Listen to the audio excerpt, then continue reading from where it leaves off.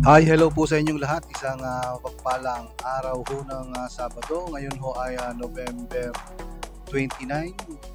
Welcome po muli sa Eric's Vlog dito sa aking YouTube channel. Maraming salamat ho sa lahat ng patuloy na nanonood at nagsusubscribe ho dito ho sa aking YouTube channel na Eric's Vlog.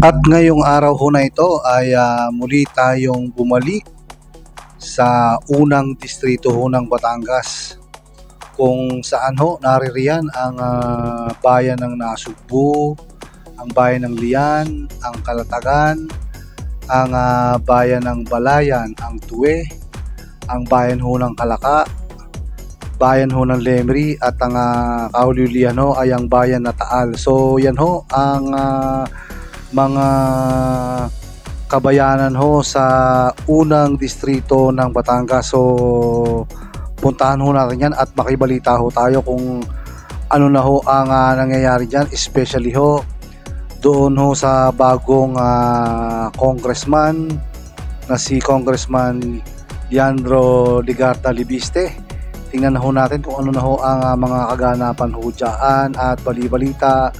Ngayong siya na ho ang naupong congressman ho dyan simula pa ho noong June 30, 2025. So ilang buwan ho ang nakakalipas ay umupo na ho itong si Congressman Leandro Ligarda Libiste sa unang distrito ho ng Batangas. At napansin ho natin marami ho siyang nagagawa at naitutulong na dyan ho sa kanyang distrito, sa unang distrito. Marami ho tayong nababalitaan at pati nga ho yung mga project ho ng DPWH sa buong unang distrito ho ng Batangas ay kanya rin hong tiningnan. At ngayong araw ng Pasko, nabalitaan ho natin na meron hong magandang sorpresa itong congressman ho na si Leandro Ligarda Libiste, particular ho dyan sa nasasakupan niya sa unang distrito ho ng Batangas. So ngayong araw ho ng Pasko ay talaga naman ho puspusan ang kanyang pagtulong dyan ho sa unang distrito ng Batangas, kung saan yan ho ang kanyang baluarte. So ayon ho sa balita, good news ho, at mamimigay ho ng 250,000 na Noche Buena packs sa lahat ho ng Filipino families dyan ho sa unang distrito ng Batangas. So mandakin nyo ho yan, napakadami hong giveaway o Noche Buena packs ang ibibigay niya ho. Sa katunayan ho, ito yung mga Noche Buena packs na pamimigay ho sa pangunguna ho ni Congressman Leandro Ligarda Libiste dyan ho sa kanyang nasasakupan. At ang pagkakaalam ho natin, ito ho Noche Buena packs ay hindi ho nanggaling sa pondo ng gobyerno o sa sahod ho niya bilang congressman. Ayon ho sa kanya, ito ho mga Noche Buena packs ay galing mismo ho sa kanyang bulsa na ipamimigay niya nga ho ngayong darating na Pasko. Kaya mapalad ho ang mga taga-unang distrito ng Batangas at nagkaroon ho sila ng congressman na tunay nating masasabing lingkod bayan, dahil hindi ho nagbibigay ng galing sa pera ng gobyerno, bagkus ay sa sarili niyang pera nanggagaling ang kanyang ipinamimigay. So ito ho yung isa pang mga larawan na kung saan ho ay nasa bodega o sa isang lugar itong mga Noche Buena packs na ipamimigay ho nitong batang bata ho Congressman si Leandro Ligarda Libiste, anak ho ni Senator Loren Ligarda. So ayun ho, napakadami.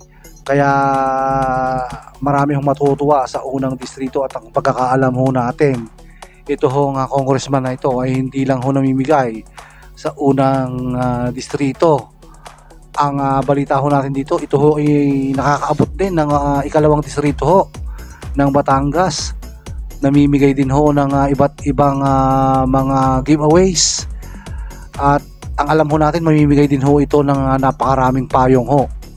Kaya yan ho ang latest na balita ho sa unang distrito ng Batangas.